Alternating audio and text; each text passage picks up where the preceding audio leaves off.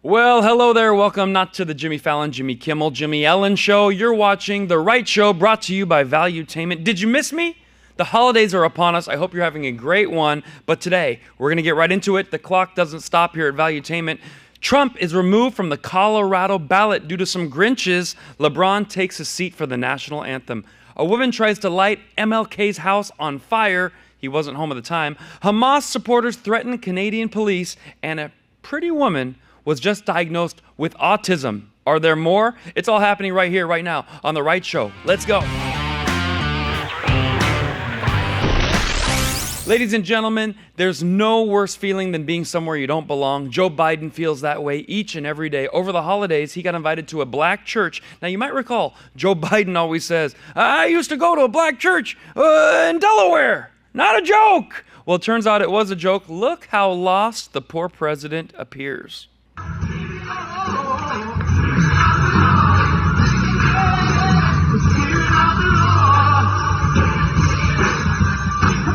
Oh boy, how did I get in this situation? There's so many of them. I tell you, Corn Pop might be here. I don't know. I'm as lost as you are, folks.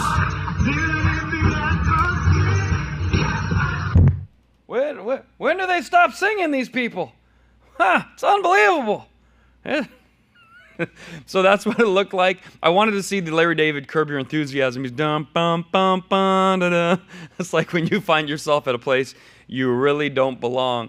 Now, I had a fantastic week. You kind of missed me for a week, but I was very busy. It started off with I landed a movie role. I was going to play a bad little elf in a Santa movie.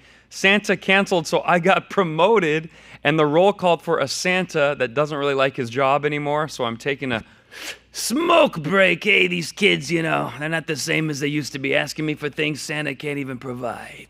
All right? Then it moved right along. I went straight from a movie taping to Turning Point USA's AmFest. This was right here in Phoenix, Arizona, and I met Charlie Kirk. After that, I ran into none other than Patrick Bet-David, our boss, who gave a standing ovation-worthy speech, and then I made it home. So that's what I've been up to, in case you're like, did he just take a 2-week off? Did he celebrate Hanukkah and Christmas and Kwanzaa? No, I worked the whole time.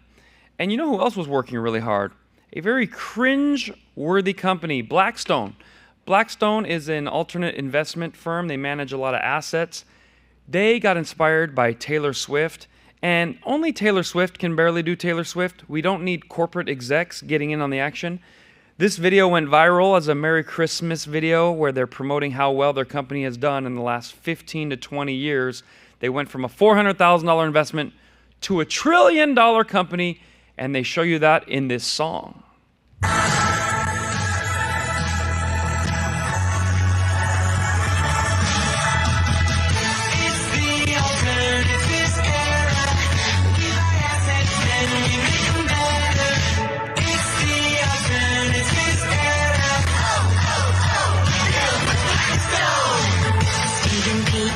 Founded this place in 85 to 400K. They had a dream of quick ascent. Now $1 trillion under management. Oh, sorry, I was still dancing. Was that not the most cringeworthy video you have ever seen? Notice the execs were talking about, in 85, we started with 400K, and now we're worth $1 trillion today. Anyway, so that might get stuck in your head, and then you're going to blame me, but I had to see it, so you do also. We're getting y'all caught up on the news. Now, if you don't know who Blackstone is, I'm going to show you right here. Blackstone, and I read, is the world's largest alternative asset manager, $1 trillion AUM, okay? You got to know that term. We serve institutional individual investors by building strong businesses that deliver lasting value and creating horrible music videos. Our scale, with 12,500 real estate assets and 230 plus portfolio companies, enables us to invest in dynamic sectors positioned for long-term growth. So $1 trillion in assets, but you can't buy talent. Unless you're Valuetainment and you bring in me, Kvon, the most famous half-Persian comedian. Now, when I first heard of Blackstone, I'm like, I've heard of them. They're in the news a lot, but that might be a different company, BlackRock. BlackRock is an American multinational investment company worth $9.42 trillion in assets. headquartered in New York City, and they have 100 countries, clients in 100 countries. So that's what it is. Don't get confused. But isn't it crazy? Blackstone is a $1 trillion company. BlackRock, once you go black, you get a lot of money back. The Grinch visited America, and here's exactly what happened. Colorado made the decision for the whole state, regardless of how you feel, that Donald Trump is not allowed on the ballot. That's right. One of our 50 states has decided for the whole population of their community, no Trump, even though he's basically, 47% of people voted for Trump last election, and 51% sent in their ballots all through the mail to vote for Biden, right? But Colorado is now using some amendment, I believe it's the 14th Amendment, saying, we've decided you can't have a president who tried to do an insurrection and take over the country on the ballot. Now, he has not been found guilty of even holding an insurrection.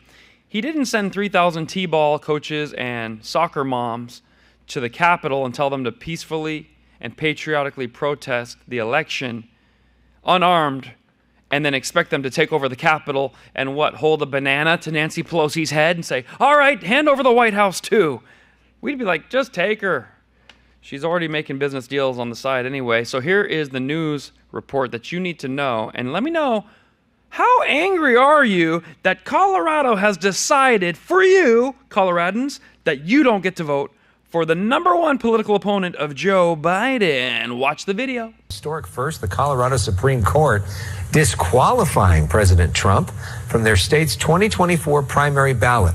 The 14th Amendment of the Constitution says office holders cannot support insurrection. And the judges say that Trump did that with his actions on January 6th. Trump campaign calling the ruling a, quote, scheme to interfere in an election on behalf of crooked Joe Biden. You want to talk about the most interfered election of all time? It's this one coming up next, okay? You guys got to wake up a little bit. Now, it's not like all of Colorado decided this. The Supreme Court in Colorado decided this, and it was a 4-3 vote. What does that mean? 4 judges, probably Democrats, thought, yeah, this guy can't be on the ballot.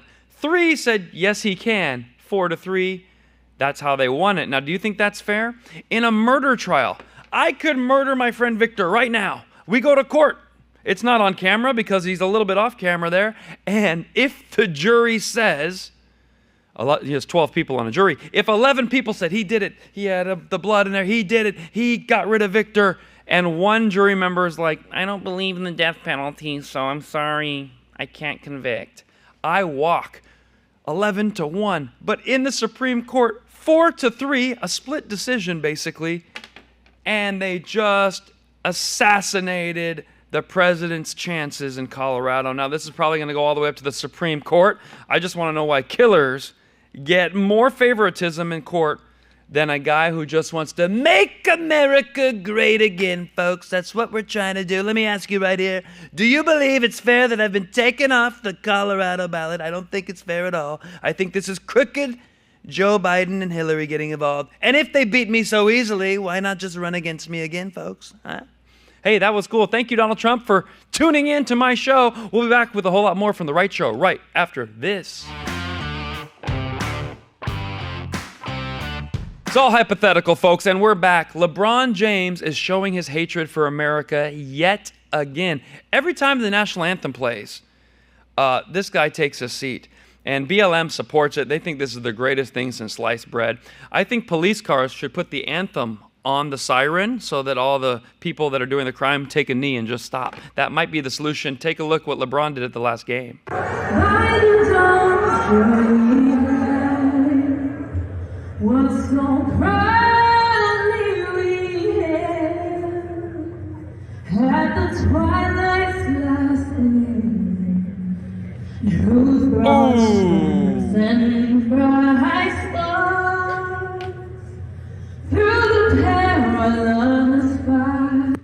He didn't just sit down. He got his daughter to sit down, so he's teaching the next generation. Then he had his people sit down. He took a seat.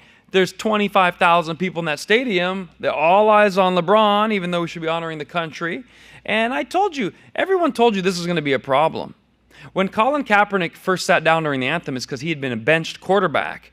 But then, luckily, something happened with the BLM incident, so he said, well, the reason I'm sitting is because of BLM. So he flipped it.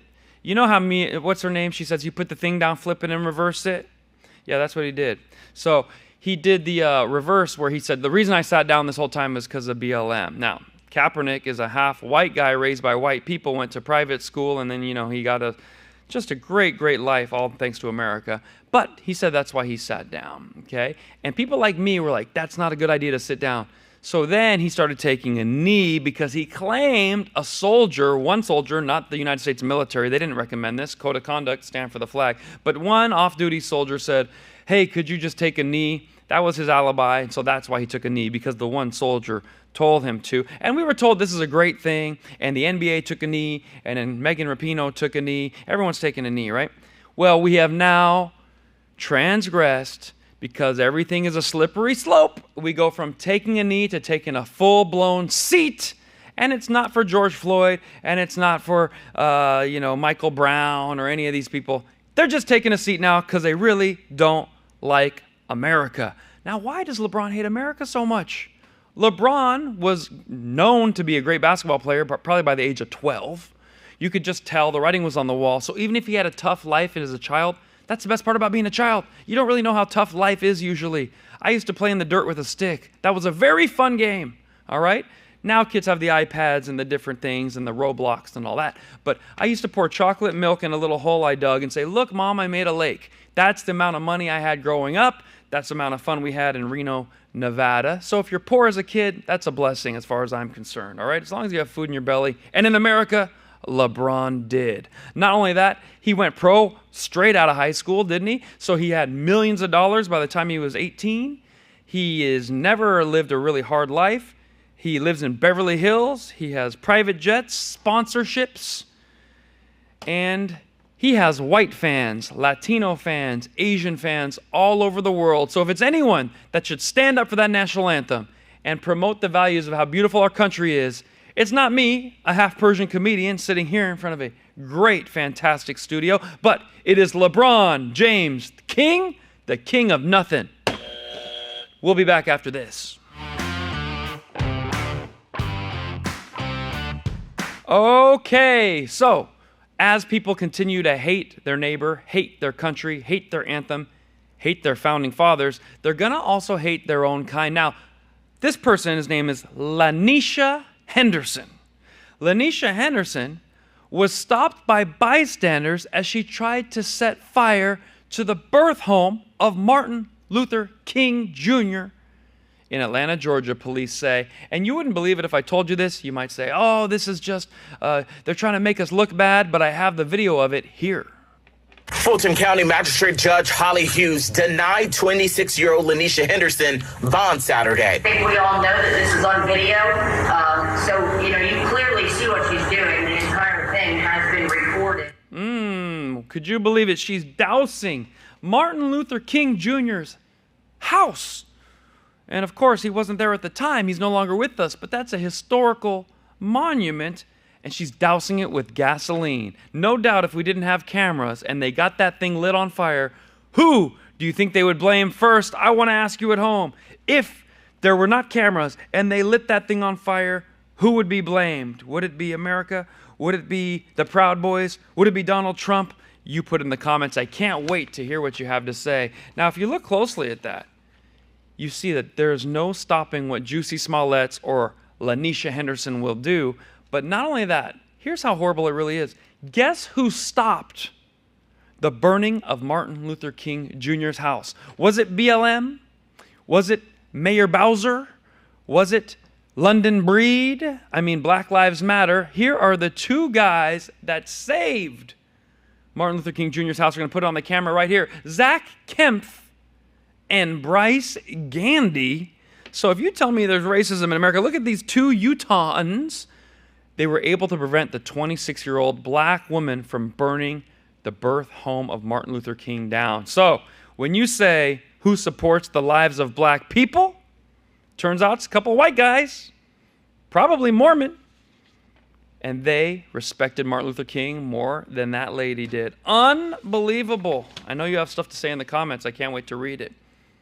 And if you want even more bad news, if you go to our northern border, Canada is under attack. Pro-Palestinian, crazed, radical protesters have taken to the streets. Why? Because there's this little country called Israel. It's only one little country with 20 million people are Jewish in the world, and this little country has a few million people in it, the size of New Jersey, and it happens to be run by Jewish people. Now, let's talk about which countries are run by Muslims. You got Lebanon right now, which was not always a Muslim area. Afghanistan, Egypt, you got Iraq. Iran was not always the Islamic Republic of Iran. Used to be a kind of a free place for everybody. You might even go there on a vacation or something. You got Dubai, United Arab Emirates. Indonesia is mainly Muslim. You got a new country called Pakistan. Pakistan formed around the same time as Israel. But no one's trying to say, you're occupying Pakistan. Give back Pakistan. Because once radical Islam gets a country, they do not let it go. They want from the river to the sea, Israel to turn into Palestine and be free. Now look how they intimidate the Canadians, telling them they'll kill them also. I'm telling you, because if you touch your leg, put him on the floor. You come here now, put your leg down on the floor. I'll lay you to sleep. I'll put you 6 feet deep. I'll put you 6 feet deep. I'll slap the fuck out of you. I'll put you 6 feet deep. Come. If you're a man, come touch me. Come touch me. If you're a man, come touch me. You're a bitch. You're a bitch. Okay, how would you like to be a Canadian police officer knowing that if you interfere with this protest or say anything back, Justin Trudeau doesn't have your back? So that's what they're dealing with. They had to sit there and take the verbal abuse by a masked man screaming, from the river to the sea, Palestine will be free. You mess with me, I'll put you 6 feet deep, calling him curse words. Canada. That's Canada. Canada is supposed to be the friendly place for everyone. Well, if you're friendly and nice to everyone, a lot of people out there, you want to be nice. Every day I just want to be nice. There's people out there who want to be mean. So if we're all nice and they want to be mean, they win. So it's good to be a little bit of assertive and mean as a resistance to the radical salamists. It's funny, they're salamists, we can't eat salami. Next, we have Tennessee. Would you believe this? Tennessee has put their foot down. What I tell you about being nice? Well, they don't want to be nice anymore. Tennessee has made a rule. Tennessee City will ban all LGBTQ books from public libraries, ending drag queen story hour. So if you wanted to have a man dressed like a woman, wearing fishnets and a little mini skirt, spreading his legs in a little low back chair and read to your children, you're going to have to go to California, New York, probably Maryland.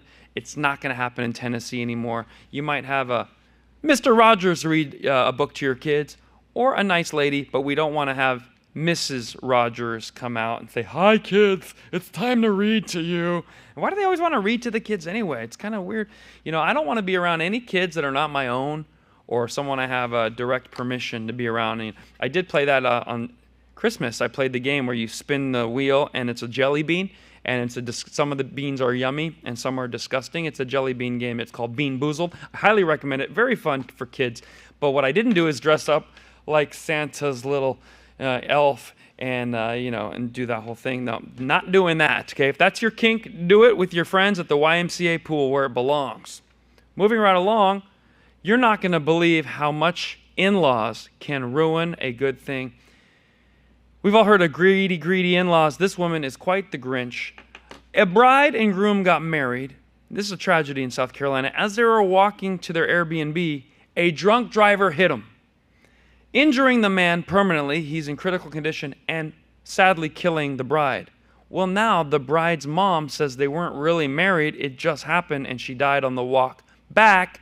So she wants the money they're about to get in a huge lawsuit against the hotel, the bars that served the drunk driver, and, of course, none other than the car insurance company. So could you believe that? It's a big insurance claim, and now the in-law doesn't want the husband to have a right to that money. Take a look at this video, which explains it a little more in detail. It was an unthinkable tragedy. A beautiful bride mowed down on her wedding night by a drunk driver. Now the bride's mom, Lisa Miller, is claiming her daughter was never legally married to the groom. If true, that would make her the beneficiary of what could be a multi-million-dollar estate and not the groom. I'm not sure what would bring her to actually challenge the validity of her own daughter's marriage in order to get money. 34-year-old Samantha Miller and the love of her life, Eric Hutchinson, were married on a beach in South Carolina last April. She was killed later that night, and he was seriously injured as they rode in a golf cart to an Airbnb. I spoke with his attorney, Patrick Wooten. The only indication that Ms. Miller has lawyers have given for challenging the validity of the marriage is that Sam and Eric didn't have the opportunity to cohabitate or sleep in the same bed after they got married, because of course Sam was tragically killed the night of the wedding.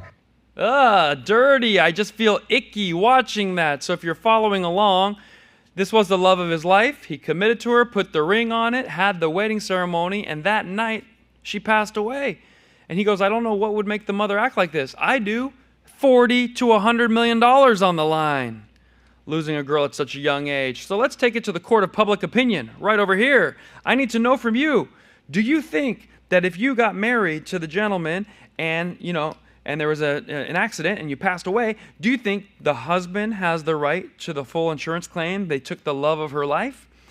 There's a song about that. Oh, where could my baby be? Remember that one? Or do you think the mother should have access to the money?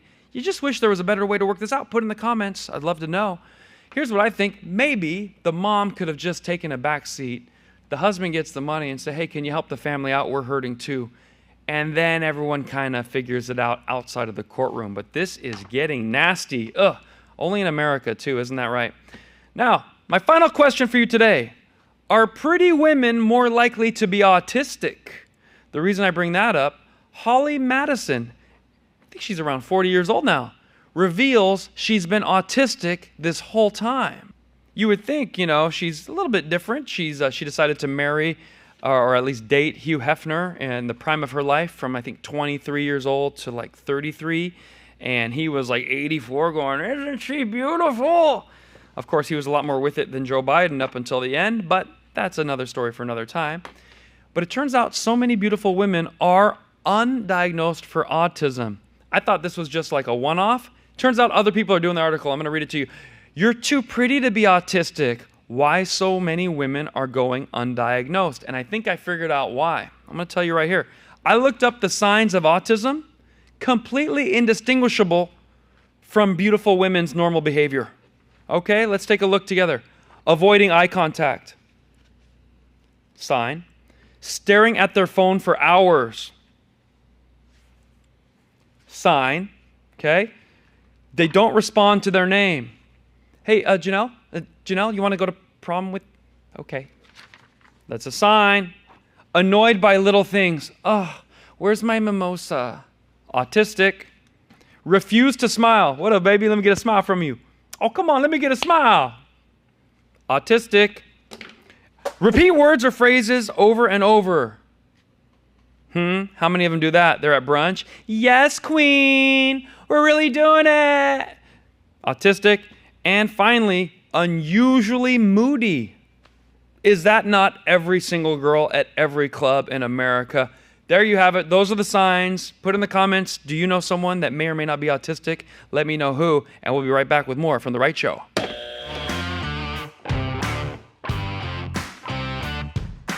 Okay, our final clip is to end on a laugh. Why? Because even though we are going through the news, this is the show for people who hate the news. We have to be up to date, but we want to laugh our way through it, and we want to end on a positive note. So here's a comedy clip. Every week, if you subscribe on my YouTube channel, my Facebook channel, Twitter, or Instagram, you will get the comedy clip of the week, but we round it up right here in case you missed it. Take a look. This is from my stand-up, and I want you to enjoy. I still go to the gym. I do the CrossFit stuff. The stuff that's like new. It's just like... Have you seen it? That's a workout now. Just grab a rope and you yank on it. That's supposed to be a workout. What does that teach? How does that help you in like a fight? You gonna grab their shoelaces? You'll never get away from me. What does it do? That's when I realized I have designer muscle. It's built by protein shakes. These are for looks. Ladies, if you're looking for a man to defend you, I'm not your guy. This is not for Tai Chi. These muscles are for Starbucks. They're for chai tea. That's what you do with these muscles. I hope you enjoyed that. These muscles are not for Tai Chi. They're for chai tea. Now, don't put in the I already know that in India, chai means tea. So in America, chai tea means titi. But it just so turns out I like titis. I like big titties and I cannot lie. You other brothers can't deny. Okay, so there you go, Indians. I already know. I don't need a lecture from you. If you want to see my live comedy tour dates, here you go. KvonComedy.com. Now, mostly I'm doing private events right now because it is the season, but Houston's coming up, Arlington, or if you want a private event, hit me up in the comments section. Write me an email, info@k-voncomedy.com, and you'll be invited. And for those of you who love to read, I have a brand new book coming out. It's called Once You Go Everywhere. Funny stories from a comedian on the road. Once You Go Everywhere is a delightful and fast-paced read that will have you laughing. This book will leave you craving more humorous adventures. Get ready to laugh. Ages 13 plus, so Victor can read it. Now, after a very tough 2-year pandemic, we decided to make the book. So if you go on GoFundMe.com/GoEverywhere and put any donation, you will get this book, Once You Go Everywhere. It's a pre-order. Expect it by Valentine's Day. There you have it, folks. I hope you enjoyed The Right Show. We are giving truth through comedy. We're waking America up with laughter, and we're doing it with a smile. We'll see you next week. Tell your friends, subscribe. Thank you, Valuetainment. Enjoy the rest of the new year. Happy New Year!